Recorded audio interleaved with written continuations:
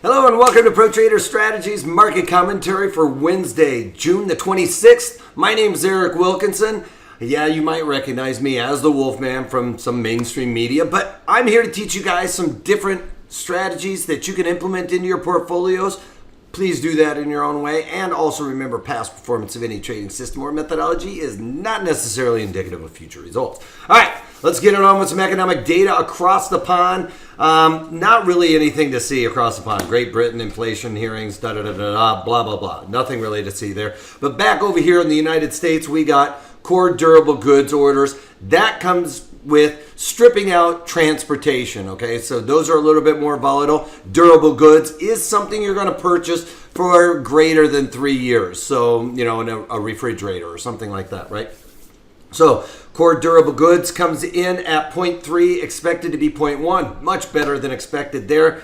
Durable goods, stripping out that transportation, which is considered core durable goods, that looked pretty good. But like I said, durable goods, you add back in that transportation, cars, airplanes, stuff like that, especially cars, came in at negative 1.3%, expected to be unchanged. They revised last month's number down as well to negative 2.8%, and it was originally negative 2.1%. So cars are not moving. If you're going out and buying a car, you might want to hold off, especially because even yesterday, something to talk about, we were saying yesterday with Ballard, sorry about that, we were talking about with Ballard speaking, FOMC member, he was saying that interest rates are likely to go down even in June, all right? So we're looking at interest rates coming down in June.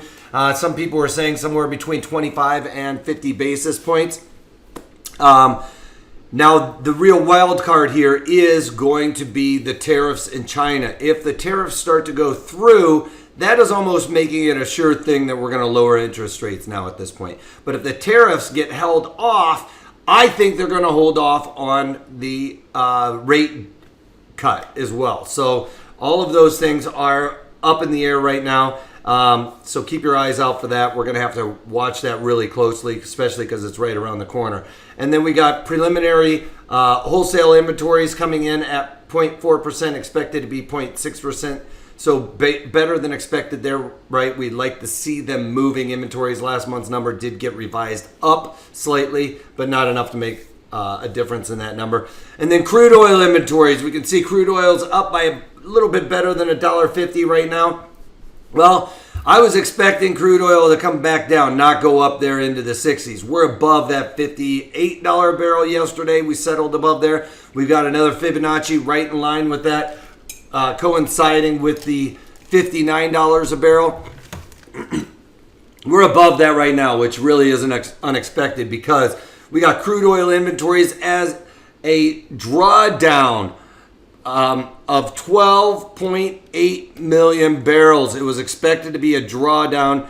We were expecting a drawdown of 2.7 million barrels, okay? So a massive drawdown of 10 million barrels over expected, okay?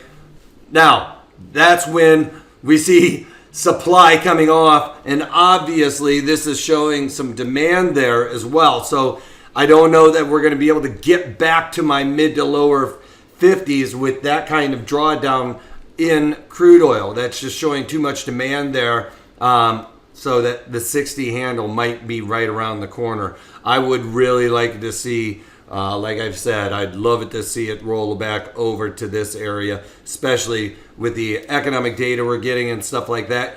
Core durable goods, right, was better than expected. But when you add in those cars, if nobody's buying cars, then that is going to be a major sign of weakness going forward in the economy, all right? And then we can go over to gold futures. They're coming off. Yesterday, we just really made this look like a topping pattern, as you can see. We got the doji kind of looking like that at the top of a move, and confirmation today. It's not quite at the bottom, you know, but at the end of the day, unless this finished at the upper band of, you know, something like that where my marker is to make that chart look like a continuation pattern, it's looking pretty bearish for gold futures right now. Bonds, full engulfing pattern going on here from yesterday, so that is bearish as well. You know, we kind of had this set up right here, confirmation to the downside. We broke that pattern a little bit, but now we've got this big move again today with that red doji. That to me is a little bit more bearish. Yes, it's still in our trend channel. If I could draw a trend channel like that, you know, that's a pretty steep trend channel for most markets. So I would expect it to at least come down, maybe even break below that trend channel with some weakness here.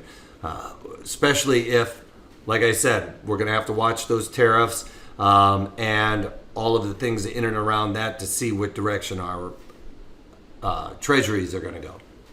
VIX, slightly in negative territory today, despite the fact that yesterday had a big sell-off. Today, we're not seeing any aggressive moves to the upside. We're seeing volatility come out a little bit just with this inside day we're having. We've got the Dow Jones Industrial Average up about 70 points. We've got the NASDAQ leading the way up about 60 points from yesterday. Yesterday, NASDAQ was the big leader to the downside. Today, we've got them leading to the upside, testing the value area high here. Now that we're back inside this range, it's going to be a little bit more difficult to get out there because, again, we've got the magnet right below us that is going to be drawing the market back down here, okay? So it's trying to pull, once we get back into these value areas, it's trying to pull it back down to the point of control. And then the E-mini S&P is up 6 points. Again, back down yesterday inside the value area, but the value area and the point of control is very close here with the E-mini S&Ps. But I think that we're going to spend a little bit of time here and try and get the time. This is the time POC where the most time and volume has been spent. I think that this is going to shift up relatively soon. And that would definitely happen if we come back down there and probably kiss that 2885 area one more time. That would probably be able to be enough to pull our time node up to that level. But right now it's really hard to see if we are. I was ready to get very aggressive to the short side today, adding some strategies, but late in the afternoon here we're starting to see this little bit of a push. We're not getting a whole lot of confident move to the downside, so I'm going to hold off on adding a whole lot. I am looking to take a couple of things off that we'll talk about here in a minute. They haven't come into fruition yet, but they're very close.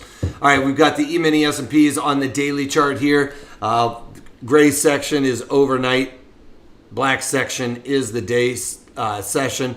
We did print the overnight highs in the day session, so that was something we were talking about that would be a concern for the overall markets. But now that we've printed that in the day session, you know, that's a solid number. That could be what was the catalyst to get the market to move higher, is to print that number. And now that we're seeing that, we can start rolling back over and following my assumption that we're going to settle down in and around this point of control and wait and see what the Fed is planning on doing, what the overall economy is going to do for us, how these tariffs are going to affect what our interest rates are, all of that stuff. But you can see right here, off the morning, we yesterday did the daily market commentary. We traded down to around here. I talked about the FOMC. We were having Bullard talk. Well, you know, when he was only talking about a 25 basis point cut, that's when we really started getting a little bit more acceleration to the downside, because the market is signaling they want a 50 basis point cut. Once Bullard said, hey, we might only do a 25, the market started accelerating to the downside. Then Trump came out and said that he might hold off on the tariffs for China. Well, if he holds off on those tariffs for China, the Fed might actually be able to keep rates unchanged. If the tariffs go in, then they might actually be forced into a corner and have to lower these rates. So that's where we're going to be keeping our eyes out. If you're looking at, you know, some tea leaves or some signals as to directionality of the bonds. Those are going to be the major things that are going to be taken into account. All right, and then the only things that I'm looking to do here today is not take off TLT, but Kroger. It's starting to rally. It was looking really good today when we were slamming down. I was almost at, the perfect, double on my strategy here. I had bought the, I think it was the 54 puts in there, which are just slightly in the money right now. With Kroger, 55 puts. I'm along the 55 puts. So it's the July 55 puts in there, and I originally paid $1.40 for them. I was trying to get out for $2.70. It was pretty close. It's really back to about $1.80 right now. So seeing that come back off with this rally happening. So not quite where I want it. I'm going to keep an eye on this because obviously with a doji like this down at the bottom of that move is not looking good, especially if I got a confirmation doji going that way. All right, so I'm going to keep an eye on this. Wasn't really worried about it all morning, but now that it's starting to move to the higher end of today's range and making that chart setup not look so great, I'm going to be pretty close to pulling that ripcord on that. And TLT was another one that was looking pretty good this morning, but it's not looking so great right now. I got working orders in them to get out, and that's about it.